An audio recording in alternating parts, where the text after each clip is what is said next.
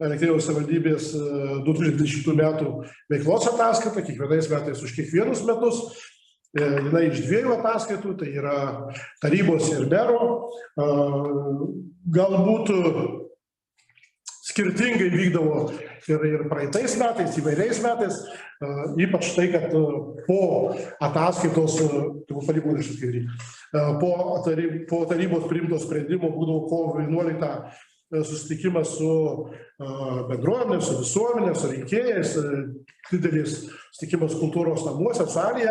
Deja, šito dabar nebus, neleidžia aplinkybės, tačiau su visa ataskaita bus galima susipažinti ir interneto svetainėje savivaldybės, interneto svetainėje, mes paskelbsime per spaudą, kur galima pasižiūrėti, ir bus pilnos apimties ataskaita, kuri apima iš viso, jeigu neklystu, virš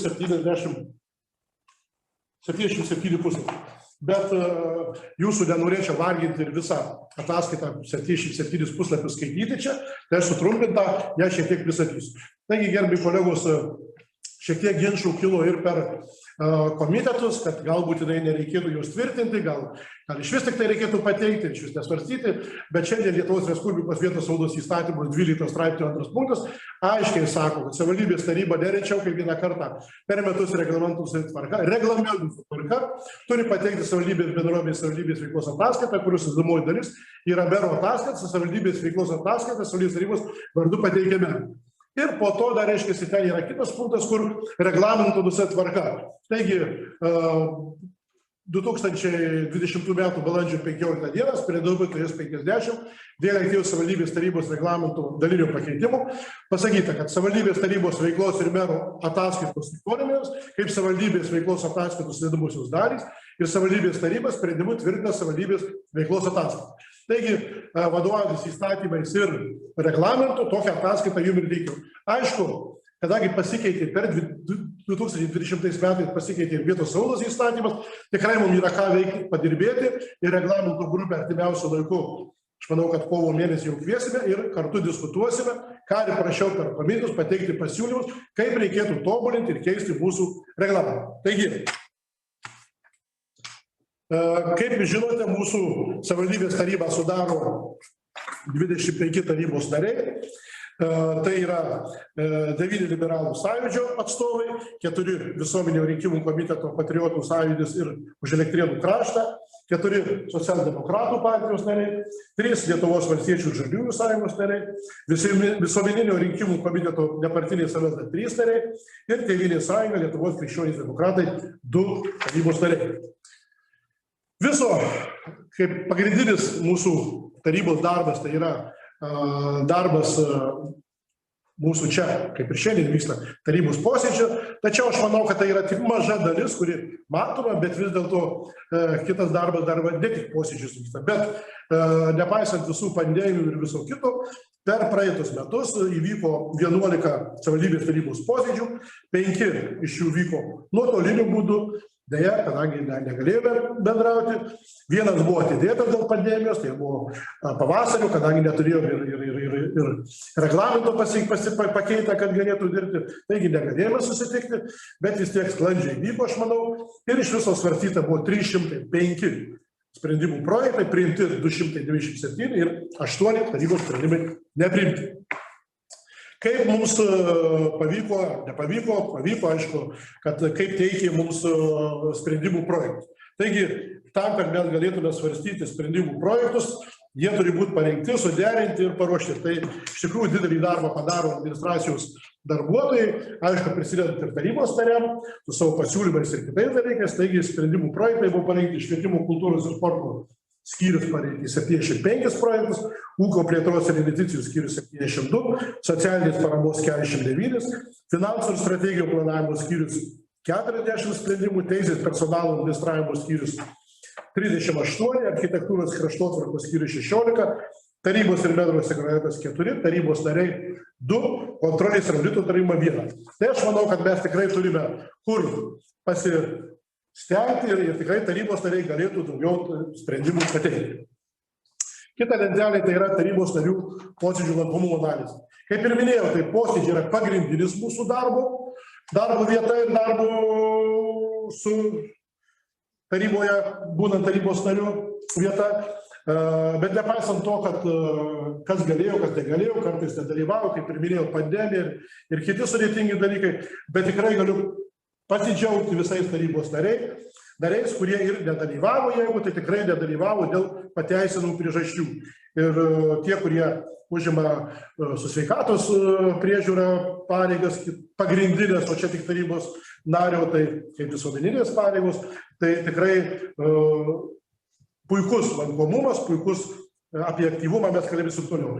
2 tarybos nariai pasikeitė, tai pirmiausia nutrūko įgaliojimai Arvydui Vyšniauskui nuo rugpjūčio mėnesio, kadangi jisai buvo konkurso būdu laimėjo Kazokiškių seniūno pareigas ir vietoj jo atėjo Laimutė Ablingienė, nes Laimutė, kad jinai yra tarp mūsų, ir lapkričio mėnesį nutrūko įgaliojimai Silvai Lengvinei, kuri yra išrinkta į Lietuvos Respublikos Seimą, o galime tik pasidžiaugti, kad turime iš mūsų tarybos nario užaugintą iki Seimos narių. Tai aš manau, daugiau dar, aišku, rinkimų, kad nebus į Seimą, gal šitą kadenciją, tik 2 metai liko, gal kas nors dar papultų. Ir vietoj Silvos Lengvinės atėjo priesaiką davė ir dirba su mumis nuo lapkričio mėnesio, kaip minėjau, Algimantas Adomaitis, su kuo mes jį ir sveikiname. Kaip minėjau, be pagrindinio darbo taryboje vyksta darbas ir komitetas. Ir ko gero komitetų veikla, aš manau, kad ir visi klausimų nagrinėjimas, pasisakymai tikrai ne ką mažiau svarbus, tik tai, kad aš suprantu ir tarybos narius, jeigu mes darome tai tarybos posėdžio metu, daugiau viešumos, daugiau matymų, kartais ir pasikartojam, gal ir dubliuojam, bet vis dėlto pagrindinis darbas, pasiruošimas tam, kad priimtume sprendimus taryboje, tai yra komitetuose. Darbas komitetų. Kiekvienas tarybos narys privalo būti nors vieno komitetų sudėtyje, nors vieno, neskaitant kontrolės komitetų. Taigi pas mus yra 3 komitetai, socialinių reikalų komitetas, kuris posėdžiavo 9 kartus, svarstė 165 projektus mūsų sprendimų, ūkio reikalų komitetas posėdžiavo 10 kartų, posėdžiavo 156 klausimus ir kontrolės komitetas posėdžiavo 11 kartų ir svarstė 70 klausimų. Galbūt kontrolės komitetui mes žiūrint į reglamentą ir vietos valdos įstatymą ir per daug klausimų pasiūlom, kadangi jis yra specializuotas ir turėtų svarstyti tam tikrus klausimus daugiau su kontrolė, su auditais, su kitais reikalais, bet kadangi jie nesipriešina labai, tai tikrai irgi pasvarto tos klausimus, kurie galbūt ir dubliuojasi jau ir prieš tai svarstytose komitete, bet tikrai yra gera praktika, tie irgi nesikrato ir kitų klausimų svarstymų savo komitete. Taip pat yra sudaryta tarybos kolegija, kurios posėdžiai vyko 4 viso. Vienas buvo nuotolinis. Taip pat, kaip ir buvo lankomumas tarybos posėdžiuose, taip ir lankomumas komitetuose. Tai vėl galima tik tai pasidžiaugti, kad tarybos nariai aktyviai dalyvauja ir komitetų darbe. Dėl ką mes ir sveikinome gerbą Arūną, kad jam, reiškiasi, šeimyna padidėjo, tai jisai dar šeiminių aplinkybių negalėjo ten dalyvauti tiek daug kaip kiti, bet vis tiek dalyvavo visuose tarybose praktiškai, jam neklystu, tai vienam dalyvau. Tai tokių daugiau praleidimų, o visi kiti tarybos nariai ir kaip minėjau, dėl tam tikrų savo specifinių darbų aplinkybių, tai mūsų gydytojai, tai irgi tikrai lankomumas puikus, bet lankomumas tai nėra tik tai, kad buvimas, tai yra ir darbas pačiuose komitetuose savo pasiūlymais, klausimais ir pateiktai ir savo nuomonėmis. Kai matote, be komitetų dar yra sudaryta, iš viso yra sudaryta 18 komisijų. Šitoj vietoj kaip tik galima būtų padiskutuoti ir kalbant apie reglamentą, mums galbūt reikėtų ateityje kai kurias komisijas sujungti.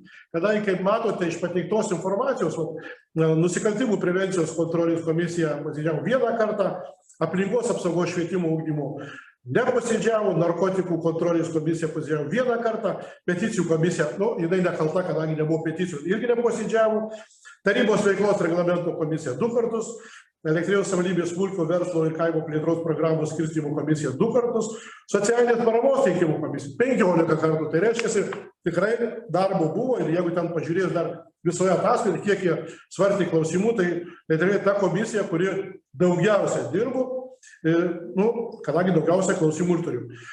Komisija neįgaliųjų klausimams spręsti 3 kartus posėdžiavo, strateginio planavimo komisija tikrai ne ką mažiau svarbesnė už komitetus ir už kolegiją, tai 3 kartus posėdžiavo, strateginio planavimo jau sakiau, privatizavimo komisija neposėdžiavo, užimtumo didinimo programos įgyvenimo darbdavių atrankos komisija 1 kartą posėdžiavo, etikos komisija šaunu, kad reiškia turi ką svarstyti, 12 kartų posėdžiavo, antikorupcijos komisija 1 kartą, mokytojų atestacijos ir apeliacijos ne 1 kartą nesirinko, gamtos nekilnojamo turto paveldų vertinimo komisija 2 kartus posėdžiavo, kultūros centrų akreditavimo komisija neposėdžiavo, kadangi mūsų kultūros centrai akredituoti, neveiksnių asmenų būklės peržiūrėjimo komisija posėdžiavo 10 kartų ir šeimos komisija neposėdžiavo. Komisijos sudėtis yra ne tik tarybos nariai, bet ir iš administracijos, iš visuomeninių organizacijų, iš nevyriausybinių organizacijų.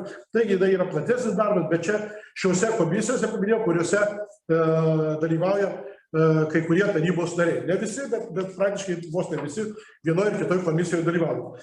Be šitų komisijų, aišku, dar dirba ir kitos darbo grupės komisijose, kuriuose pavieniai tarybos nariai dar irgi sudalyvauja. Paskutinė tokia buvo sudaryta komisija dėl vertinimų, rekomendacinio vertinimų švietimo įstaigų vadovų, kurių dalyvavo 3 tarybos nariai, kurių džiaugiuosi ir ačiū, tai Raimundas Ivaškevičius, Lina Ališauskienė ir Gintaras Jačiauskas. Be šių komisijų dar veikė jaunimo reikalų taryba 4 kartus posėdžiavo, bendruomenės sveikatos taryba 1 posėdį turėjo, bendruomeninių organizacijų taryba neposėdžiavo, nevyriausybinių organizacijų taryba taip pat neposėdžiavo. Dabar ši lentelė rodo apie mūsų tarybos narių aktyvumą. Kas lankosi Facebook'e, turbūt vakar pamatė apie gerbiamą mūsų tarybos dario, vieno iš pirmųjų pristačiusių savo veiklos ataskaitą Facebook'e, tai Dovydo Bliujos. Ačiū jam. Jis pasinaudojo ataskaitą visą, kuri čia pateikta, bet išrinko apie save ir tuos tokie sutrumpintą savo veiklos ataskaitą pateikti. Ir jo ten buvo tokie žodžiai komentarai parašyti. Ne visada, reiškia, svarbu yra, kiek kartų pasakyti, bet kaip pasakyti ir kas pateikta. Tai šitai vietoj, nepaisant to, kad kai kurie tarybos nariai aktyviau dalyvauja, posėdžių, komitetai atskirai, bet čia greitai tik tai tarybos posėdžių. Tai tikrai pirmauja mūsų Jūratė Bačiūnaitė su 114 paklausimų, pasiūlymų ir klausimų. Toliau antras yra Ramūnas Kartelis, trečias būtų Virgilijus Prustas. Tai tikrai ačiū tiem aktyviam, bet tikrai negaliu nuvertinti ir tų tarybos narių, kurie dalyvauja darbe, galbūt ne tiek aktyviai pasisakydami.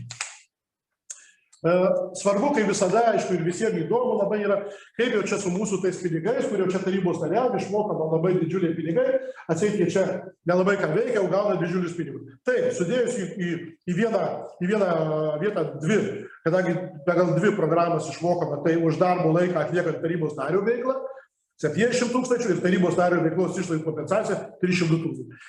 Kartu sudėjus 102 000 lyg ir didelė suma būtų.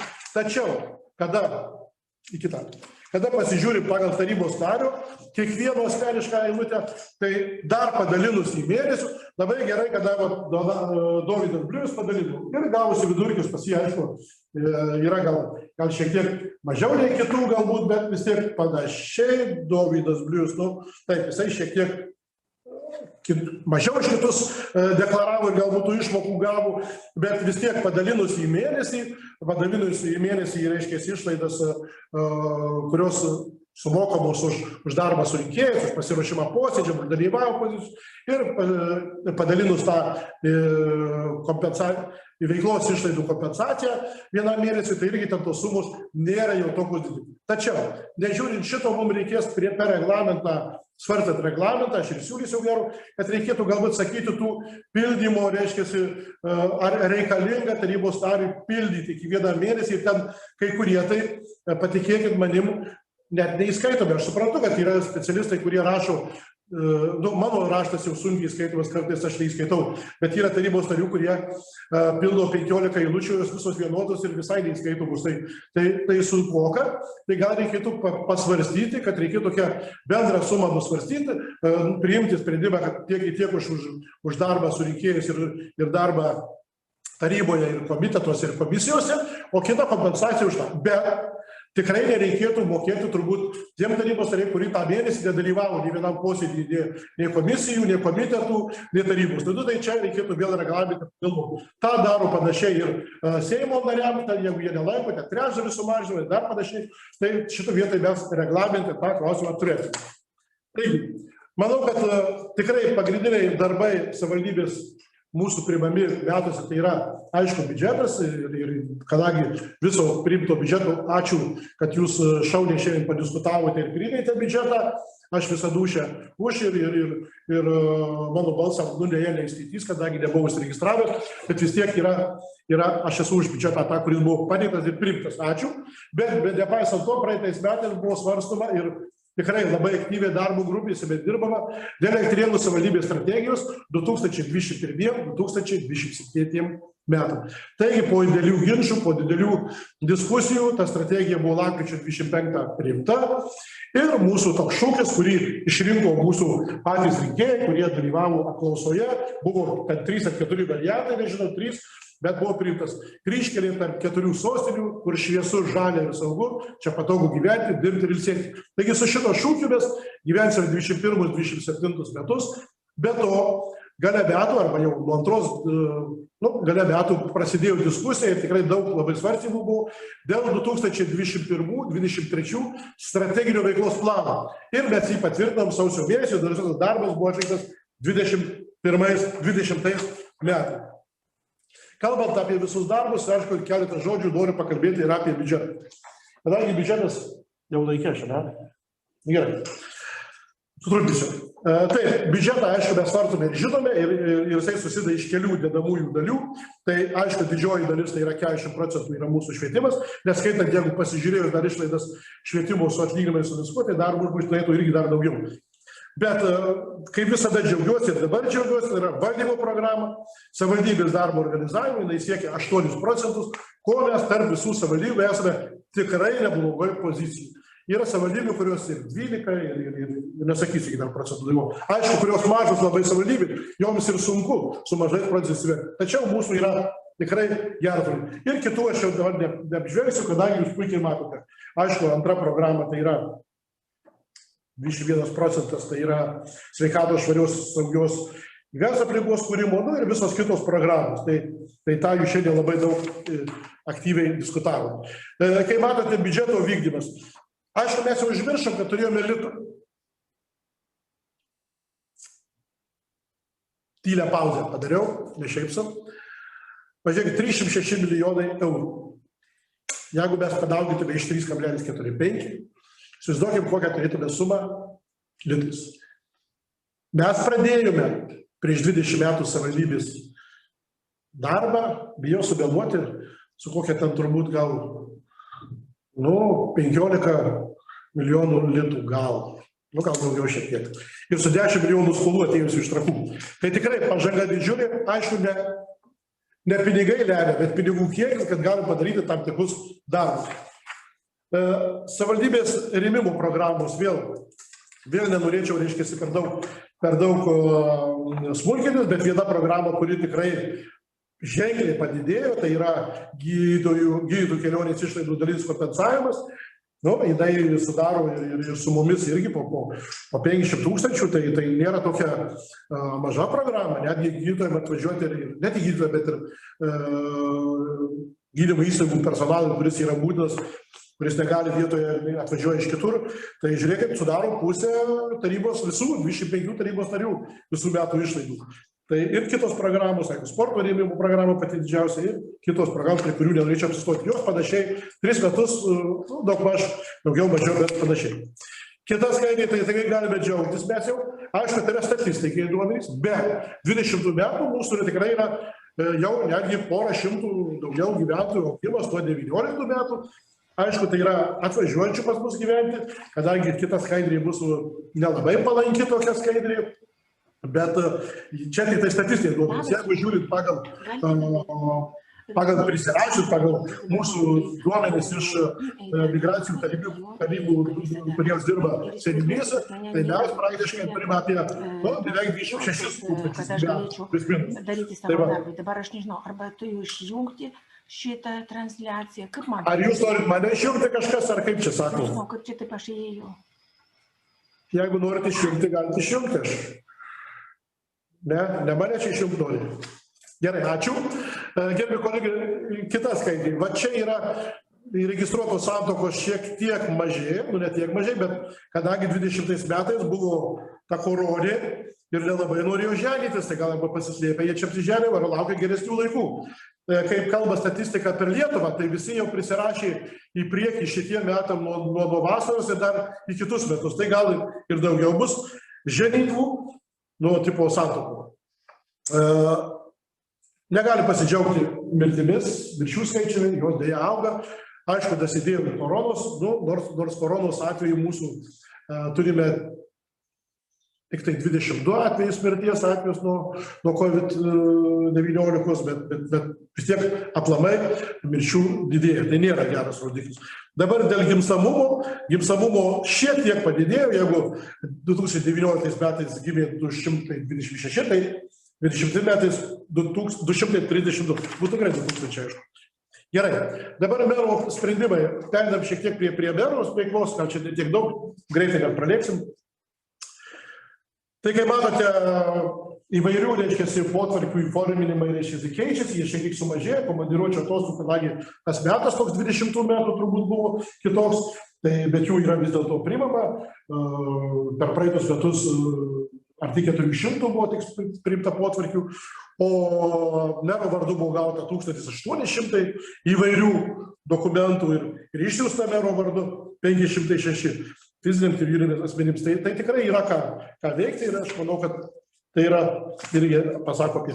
Toliau mero lėšų fondas, tai yra, jisai trupučiuką ne visas buvo išnaudotas, vėl sutaupėme, sutaupiau, ne visus ištaškiau. Tai 11 600 išleista, o buvo apie 15-14 tūkstančių, neatsimenu. Tai, kaip matote, apdovanojimams, renginiams organizuoti, savivaldybės atstovavimui, darbo susitikimams, tame tarpe ir mūsų sportininkui Artūrui Kulavačiui buvo apie 1500 asmeniškai pervesta lėšų iš mero fondo.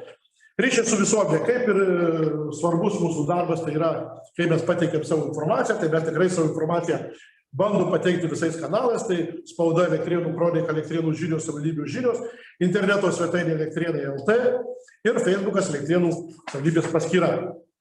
Tikrai nemažai darbo ir tikrai darbo veiklos turiu Elektrėnus Lietuvos savivaldybių asociacijų. Esu viceprezidentas, ypatingai šito metu ir prieš naujus metus ir po naujų metų, kadangi savivaldybių asociacija yra prezidentas ir 4 viceprezidentai, tarp jų esu ir aš, taigi mums yra galimybė susitikti su premjerė susitikinėjom pastoviai, kas antrą pirmadienį, o dabar vyksta susitikimai su ministrais, ne tik su ministrais, su ministerijų atstovais ir darbo tikrai daug yra ir aš džiaugiuosi, kad galiu pasinaudoti progą ir atstovauti Elektrėnus ir Vilniaus regioną ir tikrai klausimų daug įvairių ten yra sprendžiama. Tuo pačiu, kad Birželio mėnesį 20 metų buvo priimtas naujas regionų plėtros įstatymas, pagal kurį steigėsi nauji regionai, tuo pačiu regionų pagrindu. Trakuose mes įsteigėm Vilniaus regioną iš naujo ir vakar turėjome vieną eilinį kolegijos posėdį, kuriame priėmė sprendimą dėl administracijos direktoriaus skyrimo. Jisai tapo tikrai kompetentingas žmogus, Evaldas Gustas, buvęs ūkio reikalų, dar tais laikais jau ūkio reikalų ministerijos ministras buvęs, po to buvęs vidaus reikalų viceministras, žemės ūkio viceministras, tikrai aš manau kompetentingas žmogus, kuris galės atstovauti ir dirbti visam regiono, taip pat ir Elektrėnų. Posėdžių Vilniaus regionų plėtros taryboje vyko, kaip matote, 32, priimti 109 sprendimai, tai darbo tikrai yra, patikėkit, ką veikti, ypač dar kaip pirmininkas. Negaliu nepakalbėti apie koronavirusą. Iš tikrųjų bėda, džiaugiuosi mūsų komisija, ta, kuri organizuoja visus darbus, priešakyje Gediminas Ratkevičius ir visais nariais, kurie dirba ir šeštadieniais, sekmadieniais, ypač kada pavasarį buvo, mes visiems netikėtam nežinojom šiandien, nes jau šiek tiek jau daugiau turim patirties ir paprasčiau galbūt, bet tų iššūkių tikrai patikėkit manęs, tai yra labai daug. Bet nepaisant to, aš noriu padėkoti tiem, kurie prisidėjo. Tai fiziniai asmenys paskyrė Tik tai dėl koronos, dėl COVID suvaldymų 2200, juridiniai asmenys 5500 ir bendruomenės, kurios buvo finansuojamos iš kazokiškų sąvartyno lėšų, jos atsisakė savo lėšų gerbuvui savo ar kažkam panašiai galėjo paskirti ir paukojo, reiškia, nupirkti kvėpavimo aparatam, tai kazokiškų, vieną aparatą nupirkom, jeigu neklystu, taip, vieną iš 15 000, tai kazokiškų bendruomenė, Pilipiškių bendruomenė, Alesnygų bendruomenė, jie paukojo ir buvo nupirktas ligoninė tas kvėpavimo aparatas. Taip pat gauta parama ir dar priemonėmis, tai respiratoriai, dezinfekcijos skysčio, tokie dalykai buvo. Ir aišku, negaliu nepadėkoti už darbą ir savanoriams, kurių įsiregistravo, vieni dirbo, kiti nedirbo, bet vis tiek pareiškė norą dirbti, bet buvo ir dirbančių, tame tarpe tarybos narių, savivaldybės asociacijoms ir bendruomenėms noriu padėkoti. Šaulių kuopai 1001, labai gražus numeris jos ir Algirdo, Lietuvos didžiojo kunigaikščio Algirdo Šaulių kuopai, Elektrinių socialinių paslaugų centrų darbuotojams, savivaldybės administracijai, priešgaisrinės gelbėjimo tarybai, savivaldybės viešai bibliotekai, profesinių mokymų centrui, policijos komisariatui, dar čia nepaminėtas yra visuomenės sveikatos centras, ko neįrašyma, ne? Dabar čia. Aišku, visų sveikatos priežiūrų įstaigų darbuotojų. Jiem ypatingai buvo sunku ir aš įsivaizduoju, ką tai reiškia, nežinant, kokią laukia rytos diena, su kuo reikės susitikti ir kaip reikia kalbėti. Labai trumpai noriu pasidžiaugti gyvenamos aplinkos gerinimo infrastruktūros naujinimu. Semeliškių gaisrinė, aš manau, kad mes vasarą visi galėsim važiuoti. Projektas įgyvendintas per sieną Lietuvos ir Lenkijos programą. Gilučių žaidimų, arba ten visas toks kompleksiukas, kurio dar čia tik tai labai maža dalis, ten yra ir scena, ir visi kiti dalykai padaryta. Toliau buvusi vaikų pasaulio teritorija pertvarkyta ir aš manau, vasarą tikrai sutiksim, ten pamatysiu. O aišku, didžiausias turbūt ir didžiausias mūsų iššūkis buvo tai Vievos kultūros centras, kurio atidarėme, aš manau, kad visi, kai tik pandemijos baigsis, galėsime sudalyvauti ir pažiūrėti, kaip ten projektas. Be gerų darbų, ir aišku, jų galima vardinti daug ir daug, kaip ten pačioje didžiojo ataskaitoje daugiau yra, tai ir šventės ir renginiai. Aišku, pirmiausia, tai buvo kovo 11 paminėta Lietuvos nepriklausomybės atkūrimo 30-metis. Visi sudalyvavome, tarybos nariai, ačiū jiems visiems. Negalime pasidžiaugti, kad Liepos per Dauginės valstybės dieną, Liepos 4, 5, 6 dienomis buvo paminėta Elektrėnų 60 metų ir savivaldybei 20 metų. Tai tikrai gausiai dalyvavo tarybos nariai, ačiū jiems, ne tik tai, bet bendruomenė. Ir aišku, tam renginį dalyvavo ne daugiau kaip 700 gyventojų. Biškį meluoju, daugiau čia buvo. Bet iš tikrųjų, kadangi COVID-as negalėjom daugiau sukviesti, bet kvietėm 700, atėjo šiek tiek daugiau. Ką padarysim? Taip pat Liepos 6 buvo paminėta ir valstybės diena, tai Lietuvos karaliaus Mindaugo karūnavimo diena. Ir tomis pačiomis dienomis, Liepos 5 dieną, toks ypatingas atvejis buvo Elektrėnų švenčiausios mergelės Marijos Kankinių karalienės bažnyčia, altoriaus šventimas. Altoriaus šventimas prilygsta bažnyčios pašventinimui. Ten dalyvavo tikrai daug gausus būrys ir tarybos narių, ačiū jiems. Įvykis tikrai neeilinis, kurie dalyvavo, tikrai tą matė. Per Liepos 5 dieną buvo paminėti ir pasveikinti du mūsų nauji garbės piliečiai, tai Dainius Zubrius ir Darius Paraitis, kas dalyvavo šventėje, matėte, vienas dalyvavo tiesiogiai atvykęs, kitas iš Amerikos perdavė linkėjimus, kadangi negalėjo atvykti ir dalyvauti tame susitikime. Taip pat šventės renginiai kiti, mes gausiai, mūsų delegacija prisidėjo rugpjūčio 23 dieną, prisijungė prie organizuojamos naujos gyvos grandinės Laisvės kelių į Baltarusiją renginyje. Tikrai dalyvavo ir tarybos narių, ir tai bendruomenės narių, mes važiavome autobusų kelią, savo automobiliais ir tikrai labai gausus būrys. Ir aš manau, kad palaikymas kaimynų, palaikymas mūsų draugų esančių visai čia pat ir mūsų šeimų, kai kurių narių, tikrai labai svarbus. Rugpjūčio 21 dieną įvyko Juodo Kaspino dienai paminėti 23 kartą, kurį bėga pagrindinis bėgikas, tai mūsų Saulius Bauras ir visa komanda su juo ir jaunimas, irgi įvyko toksai renginys. Ir kaip visada toks metų baigiamasis būna renginys, aišku, jis būdavo atskiro renginio paminėjama ir pasveikinami mūsų Elektrėnų žiburiai, mūsų patys žmonės, tie, kurie pasiūlyti yra iš įvairių organizacijų, visuomenės ir tikrai tas renginys bus nuotolinis, pažiūrėsime kovo 11 dieną, pamatysime juos, bet aš negaliu jų nepagarsinti. Viso buvo pateikta kandidatų į elektrinio žiburio pretendentus į tos laureatus, ar kaip čia pamatyti, laureatų buvo apie 40, bet dėja galima buvo atlikti tik 12 nominacijų buvo, tai už švietimo srityje nuopelnus Augutė Liutkevičienė, sveikatos apsaugos srityje Danutė Baliūnienė, socialinės srityje Danutė Suchockienė, kultūros šviesulys Jurgita Jankauskaitė, nuopelnus per sportui Emilija Švenčionytė, vaikų gerovės nuopelnus Dalytė Kuterevienė, garsant elektrinų savivaldybė Richardas Kvedaravičius, pilietiškos iniciatyvos Vidmantas Mickevičius, sėkmės verslas Donce Amūra, o čia reikia pasakyti lietuviškai, bet visi turbūt ragavę skanių jų produktų, tai tikrai šeimos verslas puikus ir tikrai gerai pasiteisins, aš manau, kad daugiau atsirastų. Taip pat metų rėmėjas, bet rėmėjas ne kažkokios taip lėšomis, bet savo darbu, tai ta pati Lietuvos didžiojo kunigaikščio Algirdo 1001 Šaulių kuopa, kurios tikrai galima ten būtų daug išvardinti narių.